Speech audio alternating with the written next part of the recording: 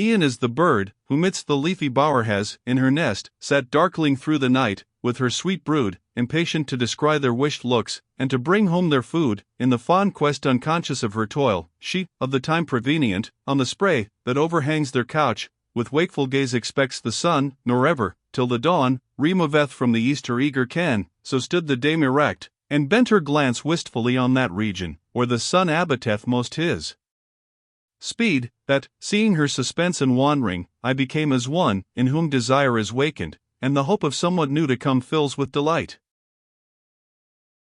Short space ensued, I was not held, I say, long in expectance, when I saw the heaven wax more and more resplendent, and, behold, cried Beatrice, the triumphal hosts of Christ, and all the harvest reaped at length of thy ascending up these spheres. Meseemed, that, while she spake her image all did burn, and in her eyes such fullness was of joy, and I am fain to pass unconstrued by. As in the calm full moon, when Trivia smiles, in peerless beauty, mid th eternal Olympus, that paint through all its gulfs the blue profound in bright preeminence, so saw I there, o'er million lamps a sun, from whom all drew their radiance as from ours the starry train, and through the living light so lustrous glowed the substance, that my ken endured it not. O Beatrice! Sweet and precious guide! Who cheered me with her comfortable words? Against the virtue that o'erpowereth thee, avails not to resist. Here is the might, and here the wisdom, which did open lay the path, that had been yearned for so long, betwixt the heaven and earth. Like to the fire, that, in a cloud imprisoned doth break out expansive, so that from its woman lard, it falleth against nature to the ground, thus in that heaven ly banqueting my soul outgrew herself, and, in the transport lost, holds now remembrance none of what she was. Ope thou thine eyes, and mark me, thou hast seen things, that empower thee to sustain my smile. I was as one, when a forgotten dream doth come across him, and he strives in vain to shape it in his fantasy again, when as that gracious boon was proffered me, which never may be cancelled from the book, wherein the past is written. Now were all those tongues to sound, that have on sweetest milk of Polyhymnia and her sisters fed and fattened, not with all their help to boot, unto the thousandth parcel of the truth, my song might shadow forth that saintly smile, flow merely in her saintly looks it wrought. And with such figuring of paradise the sacred strain must leap, like one that meets a sudden interruption to his road. But he, who thinks how ponderous the theme, and that tea is lain upon a mortal shoulder, may pardon, if it tremble with the burden. The track, our venturous keel must furrow, brooks no unribbed pinnace, no self-sparing pilot. Why doth my face, said Beatrice, thus enamour thee, as that thou dost not turn unto the beautiful garden, blossoming beneath the rays of Christ? Here is the rose, wherein the Word divine was made incarnate, and here the lilies, by whose odour known the way of life was followed. Prompt I heard her bidding, and encounter once again the strife of aching vision.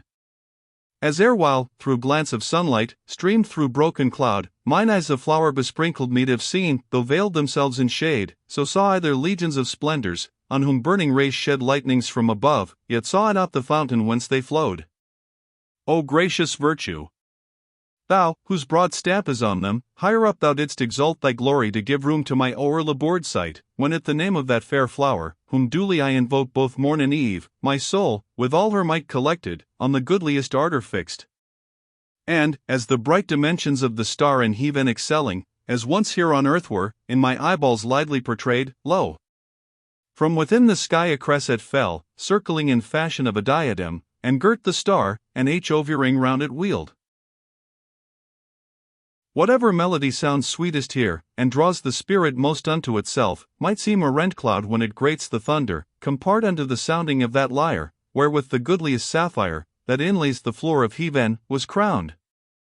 Angelic love, I am, who thus with veering flight enwheeled a lofty rapture from that woman's bird, where our desire did dwell, and round thee so, Lady of heaven, will hover, long as thou thy son shalt follow, and diviner joy shall from thy presence gild the highest sphere. Such close was to the circling melody, and, as it ended, all the other lights took up the strain, and echoed Mary's name. The robe, that with its regal folds enwraps the world, and with the nearer breath of God doth burn and quiver, held so far returred its inner hem and skirting over us, that yet no glimmer of its majesty had streamed unto me. Therefore were mine eyes unequal to pursue the crowned flame, that rose and sought its natal seat of fire, and like a babe, that stretches forth its arms for very eagerness towards the breast, after the milk is taken, so outstretched their wavy summits all the fervent band. Through zealous love to Mary, then in view there halted, and Regina Coeli sang so sweetly, the delight hath left me never. Oh, what o'erflowing plenty is uppilled in those rich laden coffers, which below sowed the good seed, whose harvest now they keep. Here are the treasures tasted, that with tears were in the Babylonian exile won, when gold had failed them. Here in synod high of ancient council with the new convent, under the Son of Mary and of God, victorious he his mighty triumph holds, to whom the keys of glory were assigned.